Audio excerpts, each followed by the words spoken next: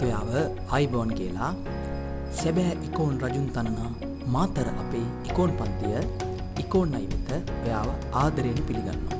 අපි අන්තර්ජාතික වෙළඳාම පාඩමේ ගෙවුම් ශේෂ ලේඛනය සම්බන්ධයෙන් උපරිම සාකච්ඡාවට ලක් කරා. අදත් මම ගෙවුම් ශේෂ ලේඛනයේ අවසාන කොටස, ඒ කියන්නේ ගෙවුම් ශේෂ ලේඛනය සම්බන්ධව සියලුම දේ සාකච්ඡා කරා. මීට අමතරව මේ වීඩියෝ එක තුලින් පුතේ SDR ගැන, සමස්ත ශේෂ්‍ය ගණනය කරන ආකාරය සම්බන්ධයෙන්, ඍජු විදේශ ආයෝජන, කළඹ ආයෝජන ඒ සම්බන්ධයෙන් දැනුම සාකච්ඡා කරනවා. ඔයා මේ එකතු වෙන්නේ විදේශ වෙළඳාමේ 16 වෙනි කොටසත් එක්ක. අපි ආරම්භ කරමු. මුලින්ම බලමු පුතේ ඍජු විදේශ ආයෝජන. එහෙම නැත්නම් FDI කියලා ඔයා නිතරම ওই වචනේ අහලා ඇති රූපවාහිනියේ. මොකද්ද මේ FDI එකක් කියන්නේ? කියමු පුතේ යනෝ විදේශිකයෙකු වෙනත් රටක. හිතන්න පිටරට ඉන්න මිනිස්සෙක් විදේශිකයෙක්, එයා වෙනත් රටක නිෂ්පාදන ආයතනයක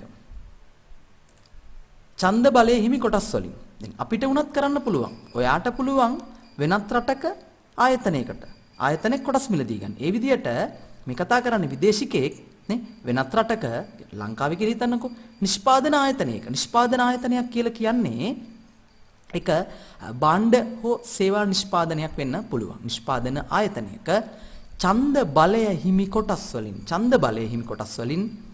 10%කට වඩා වැඩි කොටස්. අන්න පුතේ කියනෝ 10%කට වඩා වැඩි කොටස්. 10%කට වඩා අඩු නෙවෙයි, 10%කට වඩා වැඩි. 10%කට වඩා අඩු නම් අපි ඒවා ඇතුළත් කරන්නේත් අපි කලින් සාකච්ඡා කරා ඒ සම්බන්ධයෙන්. එතකොට 10%කට වඩා වැඩි කොටස් මිලදී ගැනීමක් අපි කියනෝ ඍජු විදේශ ආයෝජනයක් කියලා. එහෙනම් අයත් පාරක් කියවන්න නේ. විදේශිකයෙක් වෙනත් රටක නිෂ්පාදන ආයතනයක ඡන්ද බලය තියෙන කොටස් වලින් 10%කට වඩා වැඩි කොටස් මිලදී ගැනීමක් අපි කියනෝ ඍජු විදේශ ආයෝජනයක් කියලා. පැහැදිලිද? අපි සාකච්ඡා කරමු තව දුරටත් ඍජු විදේශ ආයෝජන හා කළඹ ආයෝජන අතර වෙනස. දැන් පුතේ ඍජු විදේශ ආයෝජනයක් හා කළඹ ආයෝජනයක් අතර වෙනස ඔයාගෙන් ඇහුවොතින් ඔයා මොන වගේ උත්තරයක්ද ලියන්නේ? අපි බලමු. මුලින්ම හඳුන්වන්න. ඒක ඔයා දන්නෝ දැන්. ඍජු විදේශ ආයෝජනයක් කියලා කියන්නේ විදේශිකයෙක් වෙනත් රටක නිෂ්පාදන ආයතනයක ඡන්ද බලය හිමි කොටස් වලින් 10%කට වඩා වැඩි කොටස් මිලදී ගැනීමේ ගනුදෙනුවක් අපි කියන මොන වගේ ආයෝජනයක් කියලාද? ඍජු විදේශ ආයෝජනයක්. යම් කළඹ ආයෝජන පැත්තට, කළඹ ආයෝජන යනු විදේශිකයින් වෙනත් රටක මූල්‍ය පත්‍රිකා මිලදී ගැනීමයි. අන්න පුතේ කියනෝ කළඹ ආයෝජනයක් කියන්නේ විදේශිකයින් වෙනත් රටක මූල්‍ය පත්‍රිකා. මූල්‍ය පත්‍රිකා කියලා කියන්නේ පුතේ බණ්ඩාගාර බිල් පත්‍ර, බණ්ඩාගාර බැඳුම් කර ඒව සම්බන්ධයෙන්. එතකොට ඒවා මිලදී ගැනීමක් අපි කියනෝ නේ ඒ ආශ්‍රිත ගනුදෙනුවක් අපි කියනෝ පුතා කළඹ ආයෝජනයක් කියලා. සාකච්ඡා කරමු. ඍජු විදේශ ආයෝජන වලට උදාහරණ ලෙස වැවිලි සමාගම්, නිෂ්පාදන කර්මාන්ත. ඒ කියන්නේ දැන් උදාහරණයක් ඔයා දන්නෝ නිපොලැක් ආයතනයේ කොටස් මිලදී අරගත්තා ජපානයේ නිපෝන් කියන කම්පැනි එක. එතකොට ඒ ආයෝජනය මොන ආයෝජනයක්ද? ඍජු විදේශ ආයෝජන. කියන නිෂ්පාදන කර්මාන්ත, බැංකු වේවා, ආරක්ෂණ සමාගම් වේවා ආදීෙහි කොටස් මිලදී ගැනීමක් අපිට ඍජු විදේශ ආයෝජන වලට උදාහරණ කියලා හඳුන්වන්න පුළුවන්. ඊට පස්සේ කියනවා මම අර කලින් ස්ලයිඩ් එක තුල කතා කරා 10%ට වඩා වැඩි නම් තමයි අපි අරගන්නේ ඍජු විදේශ ආයෝජනයක් කියලා. 10%කට වඩා අඩු කොටස් මිලදී අරගන්නව නම් ඡන්ද බලය තියෙන කොටස් වලින් 10%ට වඩා වැඩියෙන් මිලදී අරගත්තොත් FDI එකක් කියලා කියනවා. 10%ට වඩා අඩු නම් අපි බලමු මේ තුල මේ කලම් පැත්තට යන්න. මේ තුල මූල්‍ය පත්‍රිකා නිකුත් කර රජය ලබා ගන්නා ණය ඇතුළත් වේ. ඔව්, මූල්‍ය පත්‍රිකා නිකුත් කළා බණ්ඩාගාර බිල් පත්‍ර, බණ්ඩාගාර බැඳුම් කර කියන මූල්‍ය පත්‍රිකා නිකුත් කළා රජය ණය ලබා ගන්නවා. ඒව ඇතුළත් වේ.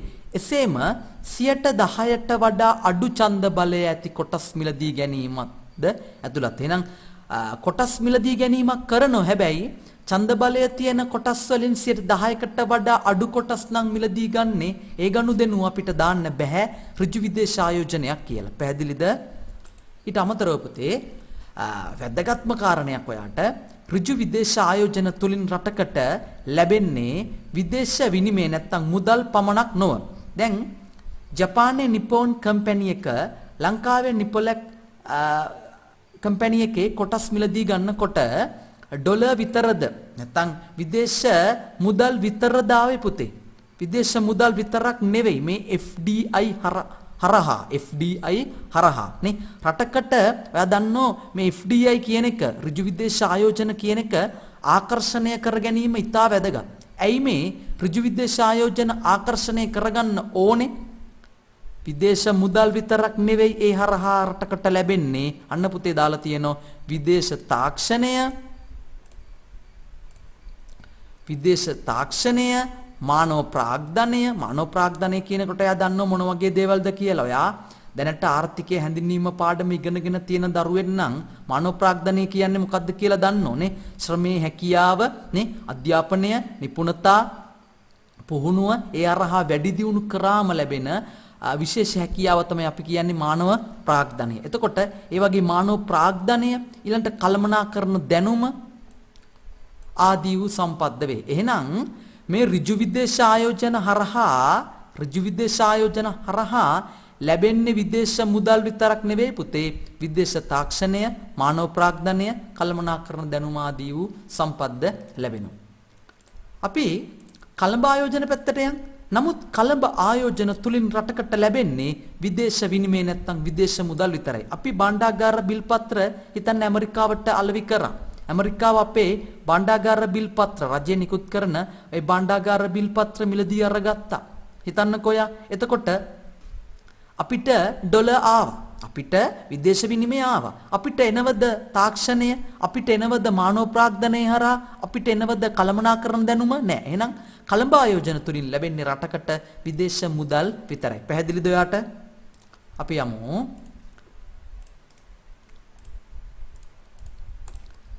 ඍජු විදේශ ආයෝජන ආකර්ෂණය කර ගැනීමේ පිරිවැය හා ප්‍රතිලාභ. පුතේ මේ FDI සම්බන්ධයෙන් අපි තවදුරටත් යන් නේ.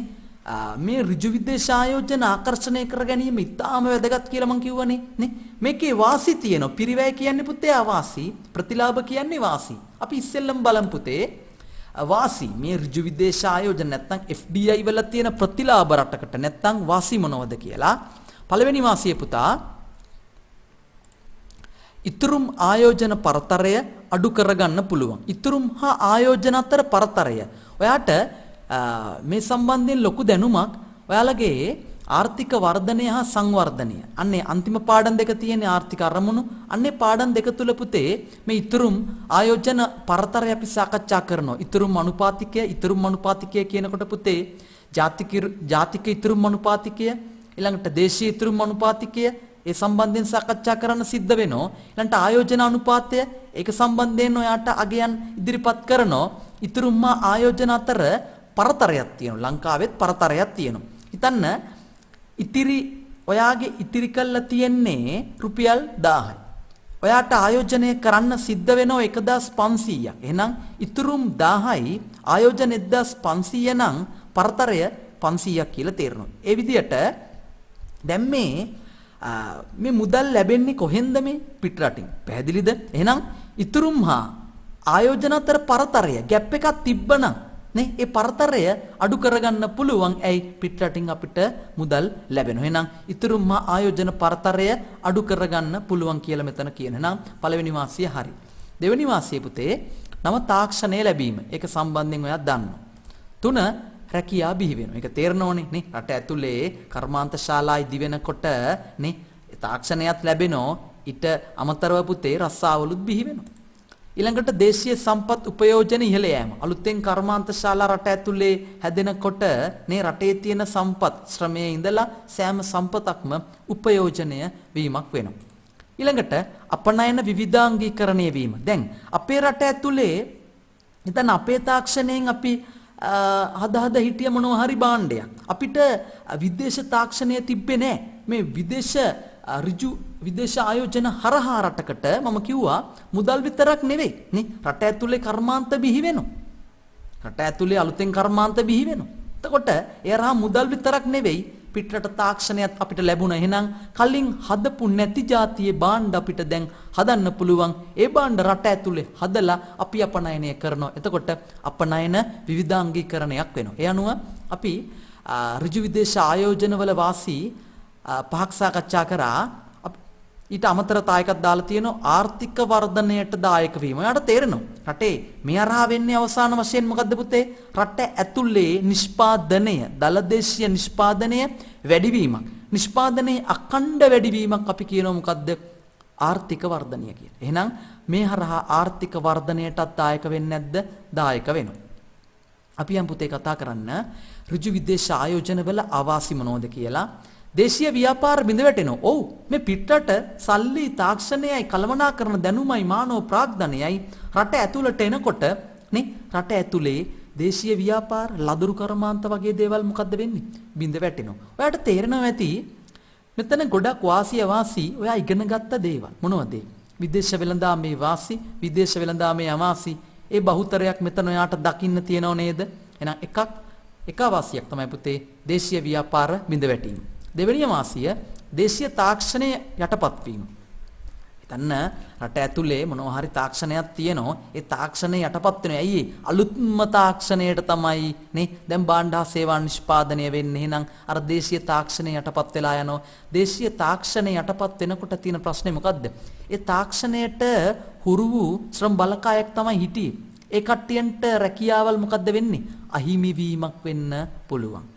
ඊළඟට ආයෝජකයන්ට බදු සහන ලබා දීම නිසා රාජ්‍ය අයභාරයේ අඩුවීම. ඔයා දන්නෝ මේ විදේශ ආයෝජකයෝ රට ඇතුලේ ආයෝජනය කරනකොට රජයෙන් ඉල්ලනෝ අපිට දෙන්න බදු සහන. එතකොට මේ බදු සහන දුන්නොත් තමයි නේ ඒ කට්ටිය ආයෝජනය කරන්නේ. එහෙනම් මේ බදු සහන ඒ වගේ දේවල් ලබා දීම හරහා රජයට ඒ ආදායම් මත ඒ සමාගම් වල ආදායම් මත බදු අය කරගන්න බැරි වෙලා රාජ්‍ය අයභාරය මොකද්ද වෙන්නේ? අඩුවීමක්. නිෂ්පාදනය වැඩි වෙනවා.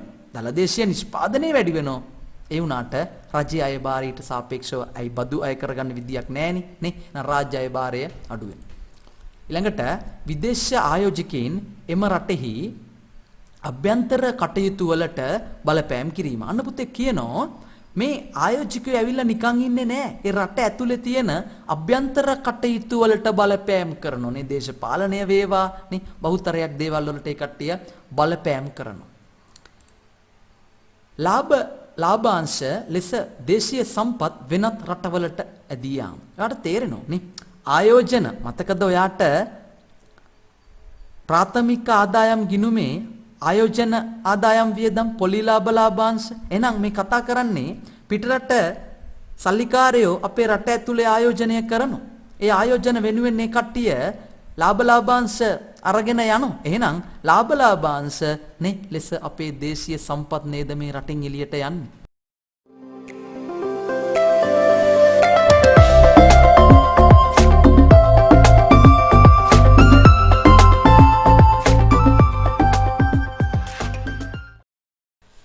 පුතේ අපි අලුත් මාතෘකාවකට යමු. විශේෂ ගැනුම් හිමිකම්. එහෙම නැත්නම් කියනවා SDR කියලා. ඔයාට මේ වචනේ ටිකක් ෆැමිලියර් ගතියක් තියෙනවා. ඒ මොකද? මතකද මූල්‍ය ගිණුම තුල සංචිතවත්කම් යටතේ මූල්‍ය රන් SDR නේ විදේශ මුදල් ඒ වගේ දේවල් තිබුණා. එහෙනම් SDR කියන දේවල්ට ඇහිලා තියෙනවා කලින් නේ විශේෂ ගැනුම් හිමිකම් මේක ඔයා දන්නෝ. එහෙනම් සංචිත වත්කම් විශේෂයක් අපි සාකච්ඡා කරමු. 1969 දී බ්‍රෙටන් වුඩ්ස් සම්මේලනයේ ප්‍රතිඵලයක් වශයෙන් පුතේ මේ බ්‍රෙටන් වුඩ්ස් කියන වචනේ ඉතා වැදගත් වෙනවා. ඇයි මේ ජාත්‍යන්තර මූල්‍ය අරමුදල IMF එක ඒ වගේ මූල්‍ය ආයතන බහුතරයක් බිහි වෙන්න ඉවහල් වෙච්ච සම්මේලනයක් තමයි මේ බ්‍රෙටන් වුඩ්ස් කියන සම්මේලනය. අන්න එහෙනම් 1969 දී මේ සම්මේලනයේ ප්‍රතිඵලයක් විදියට තමයි මෙන්න මේ ජාත්‍යන්තර මූල්‍ය අරමුදල තමන්ගේ සමාජික රටවලට සංචිතවත්කම් විශේෂයක් විදියට මේ SDR හඳුන්වා දෙන්නේ. එහෙනම් පුතේ කවුද හඳුන්වා දෙන්නේ? ජාත්‍යන්තර මූල්‍ය අරමුදල. ඒ කියන්නේ IMF. මොකේ ප්‍රතිඵලයක් විදියටද? බ්‍රෙටන් වුඩ්ස් කියන සම්මේලනයේ ප්‍රතිඵලයක් විදියට. කවද්ද? 1969 දී කාටද? එයාගේ සමාජික රටවලට. අපි ඉන්නෝ ඉන්දියාවේ ඉන්නෝ ලෝකේ රටවල් ඉන්නෝ. එහෙනම් ඒ සමාජික රටවලට හඳුන්වා දෙන මොකද්ද පුතේ? සංචිත වත්කම් විශේෂය.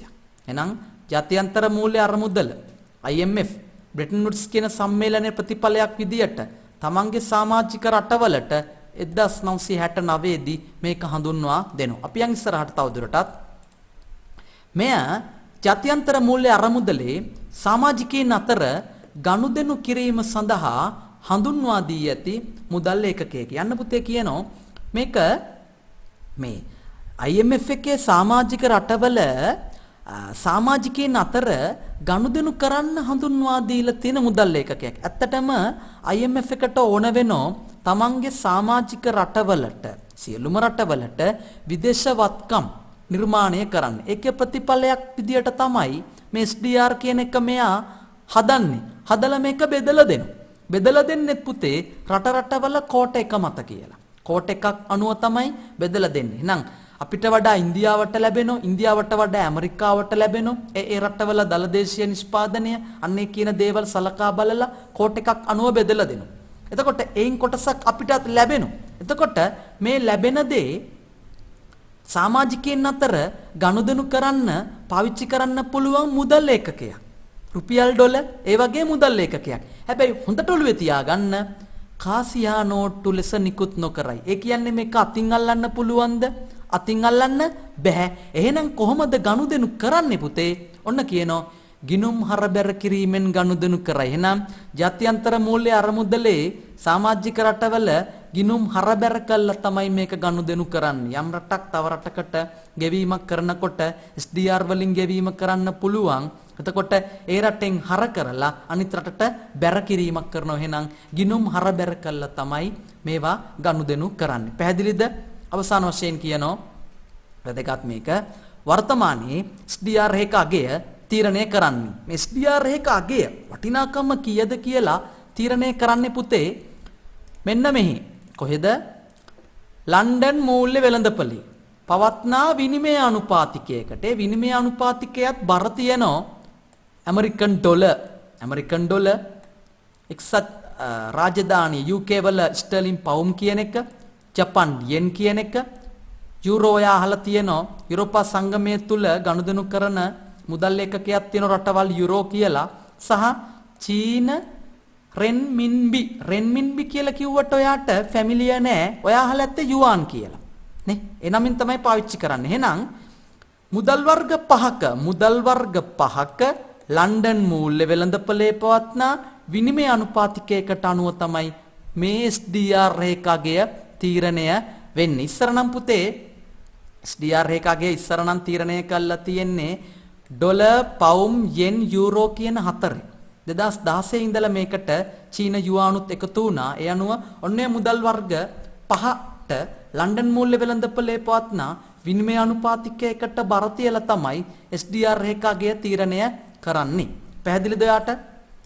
අපි යන ඉස්සරහට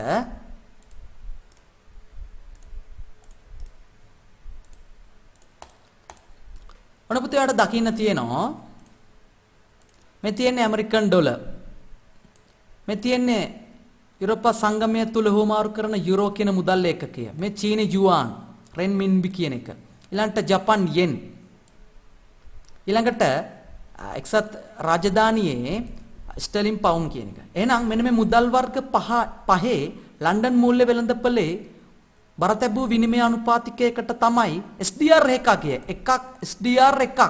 SDR එකක් සමානයි කීයද කියලා ප්‍රකාශ කරන්නේ මෙන්න මේ මුදල් ඒකක පහට බර තියපු විනිමය අනුපාතිකයක් මත. ඒක චුට්ටක් ඔළුවේ තියාගන්න. අපි කතා කරමු මේ ස්ලයිඩ් එක තුල SDR භාවිතා කළ හැකි අවස්ථා. දැන් අපිටත් ලැබෙනෝනේ මේවා නේ. අපේ රටටත් කෝට් එකෙන් කොටසක් ලැබෙනවා. මේ SDR ඒ ලැබෙන SDR මොන වගේ දේවල් වලටද පුතා පාවිච්චි කරන්න පුළුවන්? පළවෙනි එක සමාජික රටවල ගනුදෙනු වෙනුවෙන්. ඒ කියන්නේ අපිටයි ඉන්දියාවටයි යම් ගනුදෙනුවක් කරන්න මේ SDR පාවිච්චි කරන්න පුළුවන්. දෙවෙනි එක ජාත්‍යන්තර මූල්‍ය අරමුදලේ සමාජික ගාස්තු ගෙවීමට. නේ ජාත්‍යන්තර මූල්‍ය අරමුදලේ අපි සමාජිකයෝනේ. ඉතින් සමාජික ගාස්තු ගෙවන්න එපයි. එයා දෙන SDR වලින් අපිට පුළුවන් එයාටම ගාස්තු ගෙවන්න.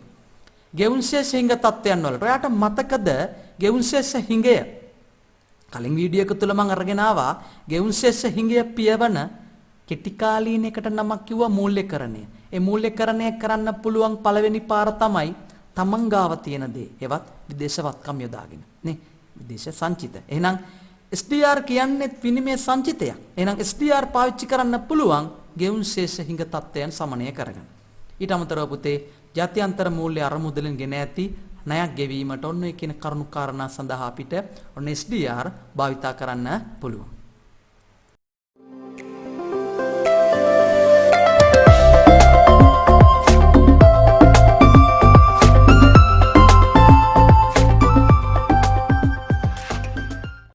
අපි අනව පුතේ අලුත්ම කොටසකට මේ වීඩියෝ එක තුල අවසාන වශයෙන් කතා කරන්නේ මම මේ මාතෘකාව ඇත්තටම පන්ති කාමරය තුල ඔයාගේ ටියුෂන් පන්ති කාමරය තුල වේවා ඒ පන්ති කාමරය තුල කිසිසේත්ම සාකච්ඡා කරන්නේ නැහැ කිසිම ගුරුවරයෙක්. මම දන්නේ සාකච්ඡා කරන කට්ටියත් ඇති. එහෙම කිව්වට. හරි. එහෙනම් මේ මාතෘකාව ගොඩක් කට්ටිය කරන්නේ නැත. නමුත් මේ මාතෘකාව සම්බන්ධයෙන් ඔයා කඩෙන් ගන්න පොත්වල හොඳ ඇඩ්වාන්ස් පේපර් එකක ප්‍රශ්නයක් දකින්න පුළුවන් වේවි. අන්න ඒව කරගන්න වැඩි දැනුම හොයන ඔයා වෙනුවෙන් තමයි මම මේ ටිකත් අරගෙන එන්නේ. සමස්ත ශේෂය. ඔයා කියයි අයියෝ මේක දන්න ඕනි. පුතේ මුලින්ම මම කියන්න මෙහෙම දෙයක්. 2000 දැන් වර්තමානයේ ගෙවුම් ශේෂ ලේඛනය සකසන්නේ ඔයා දන්නෝ කවුද මේ ආකෘතිය දෙන්නේ? IMF. දැන් සකසන්නේ මොන ආකෘතියටයි? අලුත්ම ෆෝමැට් එක BPM 6 කියන ආකෘතියට. අලුත්ම කියලා කිව්වට මේක ඇවිල්ලත් දැන් අවුරුදු 4ක් විතර වෙනවා. පැහැදිලි? එතකොට 2015ට කලින් අවුරුදු වල පාස් පේපර් එකක් කරනකොට සමස්ත ශේෂය මූල්‍ය වෙනස් වීම කියලා වචන දකින්න තියෙවි. ඒ ක්‍රමයට නෙවෙයි දැන් හොයන්නේ. හොඳට තේරුම් ගන්න. එහෙම ඒ උත්තරේ බලලා ඔයා ඒ ක්‍රමයට හදන්න යන්න එපා. ඒක දැන් නෑ. පැහැදිලිද? ඊළඟට තේරුම් ගන්න ඕන දේ තමයි පුතේ සමස්ත ශේෂය දැන් අලුතෙන් ගණනය කරන්න වෙනම ක්‍රමයක් තියෙනවා. ඒකම ඔයාට මෙන්න මේක තුල සාකච්ඡා කරමු මෙහෙම 2019 මහ බැංකු වාර්තාව ඊයේ පෙරේදා ආවා. ඒ 2019 මහ බැංකු වාර්තාවේ මම ඒකේ කරුණු ටිකක් මෙතෙන්ට අරගෙන එනවා මේක පැහැදිලි කරන්න. මේ අරන් එන දත්ත ටික රුපියල් වලින් නෙවෙයි හැමදාම වගේ අරන් එන්නේ ඇමරිකන් ඩොලර් වලින්. ඔන්න ජංගම ගිණුමේ ශේෂය මේ ඇත්ත ශේෂය ඍණ 1808යි. එකට ප්‍රාග්ධන ගිණුමේ ශේෂය එකතු කරනෝ ධන 23යි. මේ දෙක එකතු ඔයා දන්නෝ ජංගම මහා ප්‍රාග්ධන ගිණුමේ ශේෂය. මතකද දැන් මේක කියවෙනකොටම ඊළඟට ඔයාගේ හිතේ මැවෙන්න ඕනේ මොකද්ද?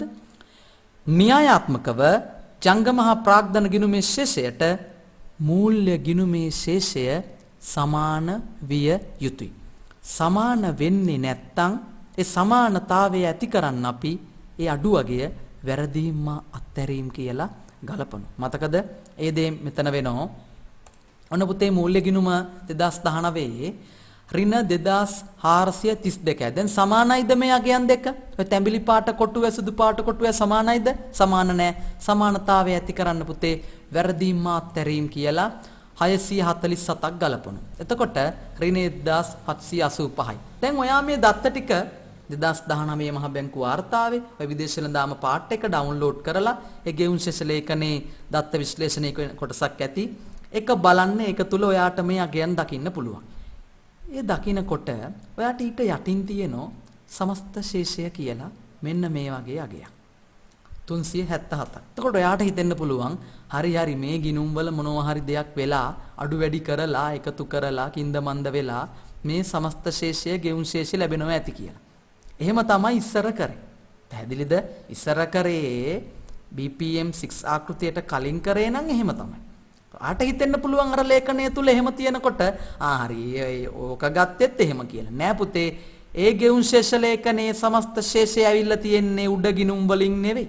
ඒක වෙනමම ගණනය කළා තමයි එතෙන්ට දාන්නේ. අපි යන්න ඕනේ ඒක ගණනය කරන්න. එහෙනම් මේ 377 කොහෙන්ද කින්ද මන්දාවේ කියලා අපි සාකච්ඡා කරන්නේ. පුතේ BPM 6 ආකෘතියට තමයි වර්තමානයේ ගෙවුම් ශේෂ ලේඛන රටවල් වල ගණනය කරන්නේ. නව ආකෘතිය අනුව සමස්ත ශේෂය ගණනය කරන්නේ පහත පරිදිය.